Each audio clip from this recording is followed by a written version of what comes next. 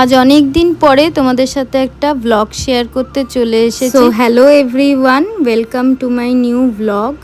আজকে ছেলেদের জন্য বার্গার বানাচ্ছি। সন্ধেবেলা এরকম টাইপের খাবারগুলো খেতে খুবই ভালো লাগে, আর এটা খুব ইজি বানানো, তাই জন্য ঘরেই বানিয়ে নিচ্ছি। প্যাটিটাও আমি কিনে নিয়েছিলাম। এই সসটা আমি ফার্স্ট টাইম ইউজ করছি। ভাবছিলাম যে বার্গারে কেমন লাগবে, তবে বার্গারে কিন্তু বেশ ভালো লাগছিল। তোমরাও যদি না ইউজ করে থাকো একবার খেয়ে দেখতে পারো। আর যেরকম মেয়োনিজ দিতে হয় সেরকম মেয়োনিজ দিয়েছিলাম।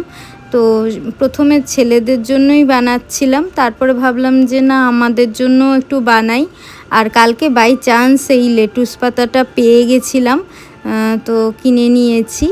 আর এটা দেওয়াতে একদম দোকানের মতন খেতে লাগছিল। আমার কাছে চিজ কিউব ছিল, তো আমি ভাবলাম যে এটা এরকম গ্রেট করে দিয়ে দিই আর একটু মাইক্রোওয়েভ করে নেব, তাহলে চিজটা গলে যাবে, বেশ ভালো লাগবে খেতে। ছেলেদেরটাতেই চিজ দিয়েছিলাম, আমাদেরটা চিজ দিইনি। এই টিফিনটা কিন্তু বাচ্চাদেরকে স্কুলেও দিয়ে দেওয়া যেতে পারে, বেশ পেট ভরা টিফিনই হবে।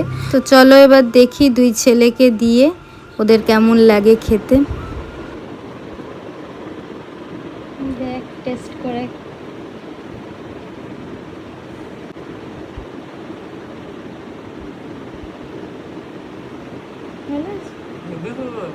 নতুন একটা সস দিয়েছি, টেস্টটা ভালো লাগছে।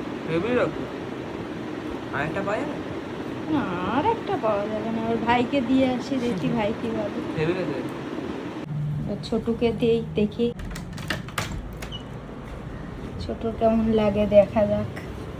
এই যে ছোটু, বাবা কোথায় বসেছিস রে?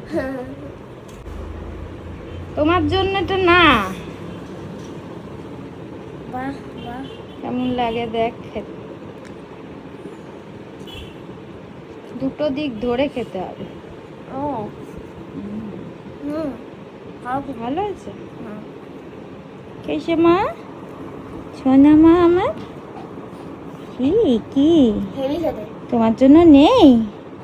তোমার জন্য আমি একটা অন্য ভালো, তোমার ভালো লাগবে এরকম একটা খাবার নিয়ে আসছি। হ্যাঁ আমার ছন্টু, হ্যাঁ হ্যাঁ হ্যাঁ। ওলে বাবা, ওলে বাবা, সবাইকে টাটা করে দাও মা, আমার সোনা মা।